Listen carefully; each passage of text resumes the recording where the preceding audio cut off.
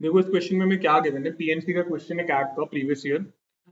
Given है कि in how many ways 7 identical erasers be distributed among 4 kids in such a way that each kid gets at least 1 eraser but nobody gets more than 3 eraser। 7 identical erasers हैं, same erasers है मतलब, और 4 बच्चों में बांटनी है। सबको कम से कम एक तो मिलना ही चाहिए, लेकिन किसी को 3 से ज्यादा नहीं मिलना चाहिए। हम मान लेते हैं कि हमारे जो 4 बच्चे हैं, एक है ए, एक है बी, एक है सी और एक है डी। अब चारों में क्या होनी है, डिस्ट्रीब्यूट होनी है, मतलब कुछ ए को मिलेंगी, कुछ बी को मिलेंगी, कुछ सी को मिलेंगी और कुछ डी को मिलेंगी, और टोटल 7 इरेजर मैं इनमें बांट दूंगा। ठीक है, ऐसे मैं इनमें 7 इरेजर बांट दूंगा। लेकिन गौर करने वाली बात यह है कि ए को कम से कम बेस ए की वैल्यू जो ए को इरेजर मिलेंगी that should be greater than और इक्वल टू 1। ये तो होना ही चाहिए, क्योंकि बोला गया है एटलीस्ट 1, सबको एटलीस्ट 1 मिलनी चाहिए। That each kid get at least 1, मतलब जो ए है, ए को कम से कम एक तो मिलेगी, बी को भी कम से कम एक मिलेगी, सी को भी कम से कम एक मिलेगी, डी को भी कम से कम एक मिलेगी।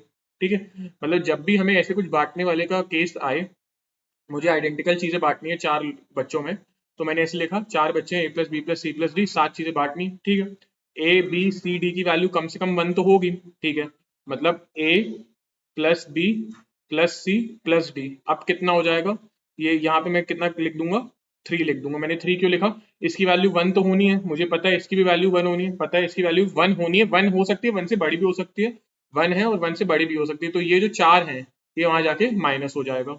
ठीक है, अब क्या अब मैं चलो केसेस बना के दिखाता हूँ।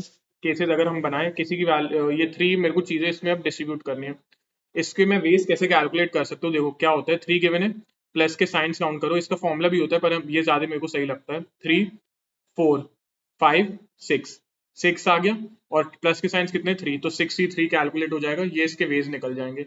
मतलब 6 × 5 × 4 अपॉन 3 × 2, तो ये कट जाएगा, 5 4 20। ठीक है, 20 वेज आ जाएंगे, लेकिन ये इस क्वेश्चन का आंसर नहीं, क्योंकि हमारी गलती क्या हो रही है, हम कुछ केसेस हमारे A plus B plus C plus D की वैल्यू हमने कितनी मानी थी, 3 मानी थी, लेकिन कुछ केसेस इसमें ऐसे भी होंगे जिसमें ए को ही हमने 3 दे दिए और बाकी सबको 0 मिल गई है, बी को ही हमने 3 दे दी और बाकी सबको 0 मिल गई है, सी को ही हमने 3 दे दी और बाकी सबको 0 मिल गई है, और डी को ही 3 मिल गई और बाकी सबको 0 मिल गई।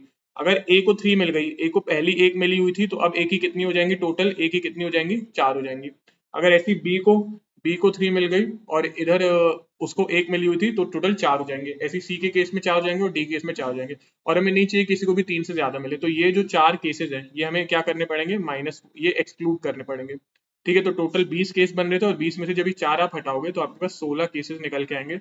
तो आंसर कितना हो जाएगा, 16 वेज में आप डिस्ट्रीब्यूट कर सकते हो।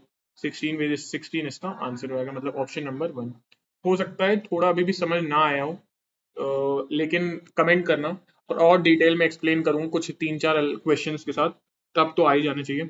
बाकी वीडियो अच्छी लगी हो तो लाइक करके चैनल को सब्सक्राइब कर देना।